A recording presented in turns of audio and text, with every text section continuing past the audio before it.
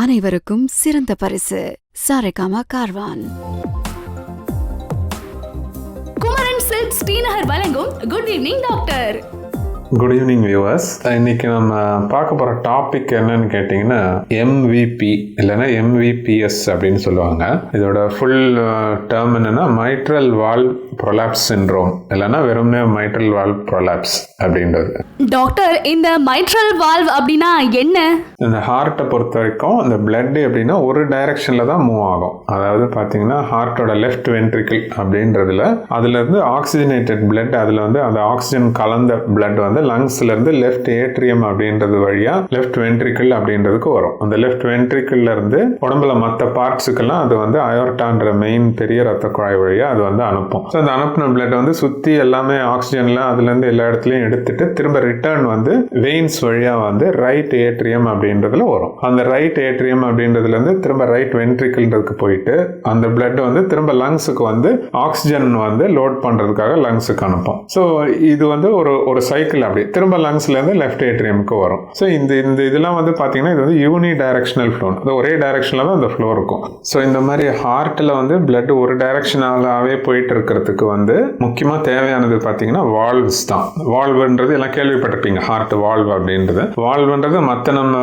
எக்யூப்மெண்ட்ஸில் motor பம்ப்லலாம் இருக்கக்கூடியதோ அதே மாதிரி தான் இதுவும் வால்வ்ன்றது. அது வால்வ்ன்றது ஒரு சைடாக ஓப்பன் ஆகும், இன்னொரு சைடாக ஓப்பன் ஆகாது, க்ளோஸ் ஆகிடும். இப்போ ஆல்ரெடி சொன்ன மாதிரி இந்த பிளட் ஒரு சைடாக மூவ் ஆகிறதுக்கு அந்த பம்ப் பண்ணும்போது அந்த டைரக்ஷனில் ஓப்பன் ஆகும். அது வந்து ரிட்டர்ன் வராமல் இருக்கிறதுக்கு திரும்ப அந்த பம்ப் பண்ண பிளட் வந்து ரிட்டர்ன் ஆகாமல் இருக்கிறதுக்கு அது க்ளோஸ் ஆகிடும். ஸோ இந்த மைட்ரல் வால்வ் அப்படின்றது பார்த்தீங்கன்னா முக்கியமாக 4 வால்வ் இருக்குது. அதாவது pulmonary valve, tricuspid valve, aortic valve, அப்புறம் மைட்ரல் வால்வ் அப்படின்றது.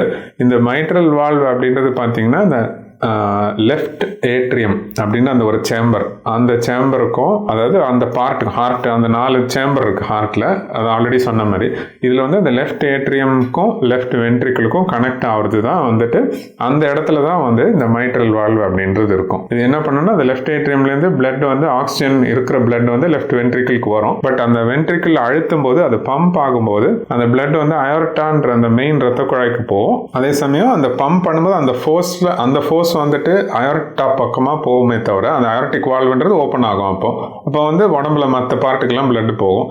அதே சமயம் அந்த பிளட் ரிட்டர்ன் அந்த வந்த பார்ட் அந்த லெஃப்ட் ஏட்ரியம்ட பார்ட்டுக்கு ரிட்டர்ன் போகாமல் தடுக்கிறதுக்கு தான் அந்த மைட்ரல் வால்வ் அப்படின்றது. ஸோ அது என்ன ஆகும்னா கரெக்டாக அப்படி க்ளோஸ் ஆகிடும், திரும்ப அதில் லெஃப்ட் ஏட்ரியமுக்கு போகாமல்.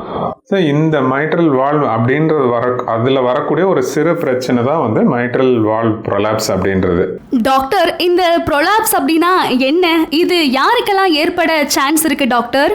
ப்ரொலாப்ஸ்னா என்னன்னு கேட்டிங்கன்னா கரெக்டாக வந்துட்டு நார்மலாக வந்து அந்த மைட்ரல் வால்வை வந்து அதை வந்து கார்ட் பண்ணிட்டு அது கரெக்டாக ரொம்ப அதிகமாக ஸ்ட்ரெச் ஆகாமல் இருக்கிறதுக்கு அதில் வந்து கார்டேட் டெண்டினே அப்படின்னு ஒரு சின்ன ஒரு கயிறு மாதிரி ஸ்ட்ரக்சர்ஸ் இருக்கும். அது எங்கன்னா காப்பிலரி மசில் அப்படின்ற ஒரு மசில் கனெக்ட் ஆகிட்டு இருக்கும். அது என்ன ஆகும்னா அந்த க்ளோஸ் ஆகும்போது அது ரொம்ப ஸ்ட்ரெச் ஆகாமல் இருக்கிறதுக்கு அது கரெக்டாக இழுத்து பிடிச்சிக்கும். அதில் ஓரளவுக்கு தான் எலாஸ்டிசிட்டி இருக்கும், ரொம்ப ஸ்ட்ரெச் பண்ண முடியாது. அதை ஸ்ட்ரெச் பண்ண நிறைய ஃபோர்ஸ் வேணும். பட் ஒரு சில பேருக்கு என்ன ஆகும்னா அவங்களுக்கு அந்த வால்வில் இருக்கக்கூடிய அந்த ஸ்ட்ரக்சர்ஸில் வந்து மிக்சமேட்டஸ் டீஜெனரேஷன் அப்படின்னு சில மாறுதல்கள் ஏற்பட்டு அதோட ஸ்ட்ரக்சர் வந்துட்டு வந்து கொஞ்சம் லூஸ் ஆகிடும். அப்போ என்ன ஆகும்னா வால்வு வந்து நல்லா டைட்டாக இருக்க வேண்டிய வால்வு வந்து கொஞ்சம் இப்படி வளைஞ்ச மாதிரி இப்படி ஆகிடும். இப்படி நிற்க வேண்டிய வால்வு வந்து இப்படி வளைஞ்ச மாதிரி ஆகிடும். அதே சமயம் அந்த சில பேருக்கு வந்து அந்த கார்டேட் டெண்டினேன்னு அந்த கயிறு மாதிரி இருக்கிற ஸ்ட்ரக்சர் கூட அது கூட வந்து அதில் இருக்கிற எலாஸ்டிசிட்டியில் மாறுதல்கள் ஏற்படும். அதை ஸ்ட்ரெச் பண்ணுறதுக்கு நார்மலாக கொஞ்சம் ஃபோர்ஸ் தேவை. ஒரு சில பேருக்கு அவ்வளோ ஃபோர்ஸ் இல்லாமல் அது ஸ்ட்ரெச் ஆகிடும். ஒரு எக்ஸாம்பிள் நம்ம சொல்லணும்னா ஒரு நியூ ரப்பர் பேண்ட் இருக்குன்னு பார்த்தீங்கன்னா அதை வந்து நம்ம இழுக்கிறதுக்கு அது ஸ்ட்ரெச் பண்ணுறதுக்கு ஓரளவுக்கு ஃபோர்ஸ் கொடுக்கணும்.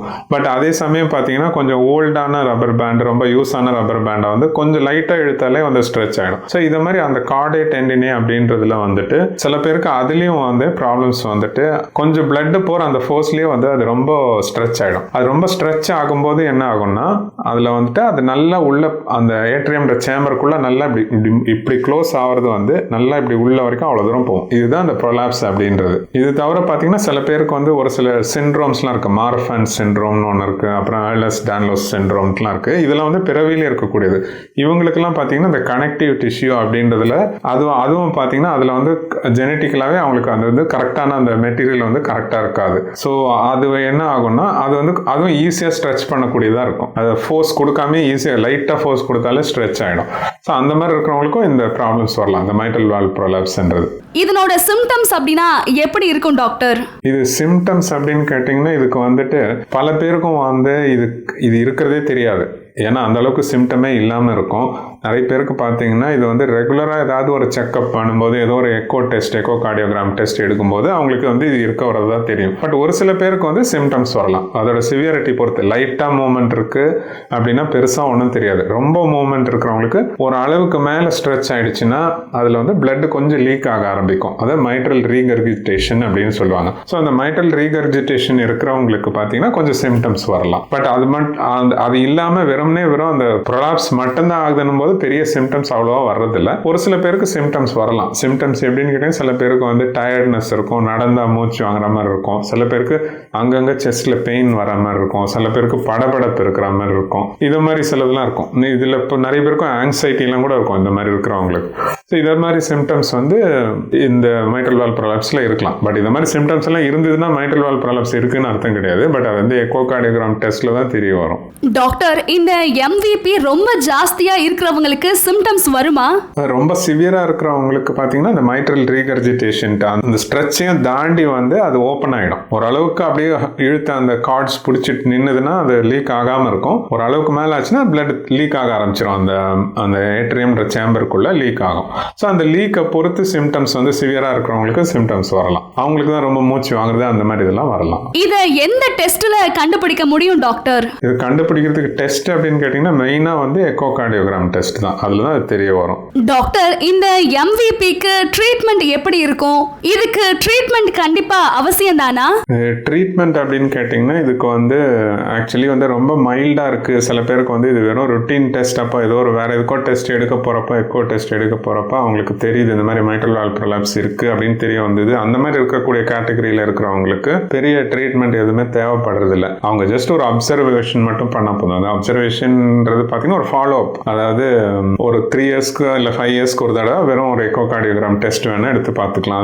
அதே லெவலில் தான் இருக்கா இல்லை அது எதனா இன்க்ரீஸ் ஆயிருக்கா அப்படின்றது பார்த்துக்கிறதுக்கு. மற்றபடி அவங்களுக்கு எதுவும் தேவைப்படுறது இல்லை. பட் ஒரு சில பேருக்கு பார்த்தீங்கன்னா ஓரளவுக்கு மீடியமாக இருக்குது அப்படின்றவங்களுக்கு பார்த்தீங்கன்னா சிம்டம்ஸ் இருக்குன்னா அதுக்கு சில மெடிசன்ஸ்லாம் இருக்குது. அந்த ஹார்ட் ரேட் கம்மி பண்ணுறதுக்கு, ஆங்ஸைட்டி கம்மி பண்ணுறதுக்கு, அந்த மாதிரி இதெல்லாம். அது தவிர வந்து ரொம்ப அந்த லீக்கேஜ் இருக்கிறவங்களுக்கு, ஆல்ரெடி பிளட் லீக் ஆகுது, மைட்ரல் ரீகர்ஜிடேஷன் அப்படின்றது இருக்குது அப்படின்றவங்களுக்கு அவங்களுக்கு அதுக்கு ஏற்றபடியான மெடிசன்ஸ் இருக்குது. அவங்களுக்கெல்லாம் கொஞ்சம் ஃபாலோ அப் வந்து அடிக்கடியே பண்ண வேண்டியிருக்கும். ஒரு 6 மந்த்ஸ்க்கு ஒரு தடவை அந்த எக்கோகார்டியோகிராம் டெஸ்ட் பார்க்கணும். அதுக்கு வால்வ் எதுனா இது பண்ண வேண்டியிருக்குமா, ரீப்ளேஸ் பண்ண வேண்டியிருக்குமான்றதெல்லாம். பட் அதெல்லாம் ரொம்ப சிவியராக இருக்கிறவங்களுக்கு தான் வந்து வால்வ் ரீப்ளேஸ்மெண்ட் அளவுக்குலாம் போகும். அது வந்து வெறும் ப்ரொலாப்ஸ் இருக்கிறவங்களுக்கு கிடையாது, அந்த லீக் இருக்கிறவங்களுக்கு தான், அந்த MR மைட்ரல் ரீகர்ஜிடேஷன் இருக்கிறவங்களுக்கு தான். மற்றபடி வந்துட்டு எல்லாம் மெடிசன்ஸே போதும். அதுவும் மைல்டாக இருக்கிறவங்களுக்கு மோஸ்ட்லி பார்த்தீங்கன்னா எதுவும் தேவைப்படுறது இல்லை. மைல்டு MVP மைட்ரல் வால்வ் ப்ரொலாப்ஸ்ன்றவங்களுக்கு ஒன்றுமே தேவைப்படுறது இல்லை. ஃபாலோ அப் மட்டுமே போதும். அப்போ லைட்டா MVP இருக்கிறவங்களுக்கு ரொம்ப அதிகமாக சான்ஸ் கம்மி. MVP இருக்குன்னு நினைச்சு பயப்பட வேண்டியதில்லை, அப்படிதானே டாக்டர்? ஆமா, மோஸ்ட்லி மைல்டா இருக்கிறவங்களுக்கு வந்து இது ரொம்ப சிவியர் எதுவும் ஆவறதில்லை. ஸோ அதனால வந்து இப்போ ஏதாவது ஒரு ஜென்ரலாக ஒரு எக்கோகார்டியோகிராம் டெஸ்ட் எடுக்கிறப்ப அவங்களுக்கு வந்து லைட்டாக மைல்டு MVP இருக்குது, மைல்டாக மைட்ரல் வால்வ் ப்ரொலாப்ஸ் இருக்குது அப்படின்னு தெரிய வந்ததுன்னா அதுக்காக அவங்க வந்து ஏதோ பெரிய ஹார்ட் டிசீஸ் இருக்குது அப்படின்னு நினச்சி பயந்துக்க வேண்டியதில்லை. ஜஸ்ட் ஒரு ருட்டீனாக ஒரு 3 இயர்ஸ்க்கோ ஒரு 5 இயர்ஸ்க்கோ ஒரு தடவை எக்கோகார்டியோகிராம் டெஸ்ட் மட்டும் ஃபாலோ அப் பண்ணாலே போதும். வேற எதுவும் அவங்க பயப்பட வேண்டியதே இல்லை. இவ்வளவு நேரமா MVP-யை பற்றின நிறைய விஷயங்கள் ஷேர் பண்ணியிருக்கீங்க. கண்டிப்பாக இந்த வீடியோ பார்க்குற எல்லாருக்கும் ரொம்ப யூஸ்ஃபுல்லாக இருக்கும். Thank you doctor. நன்றி.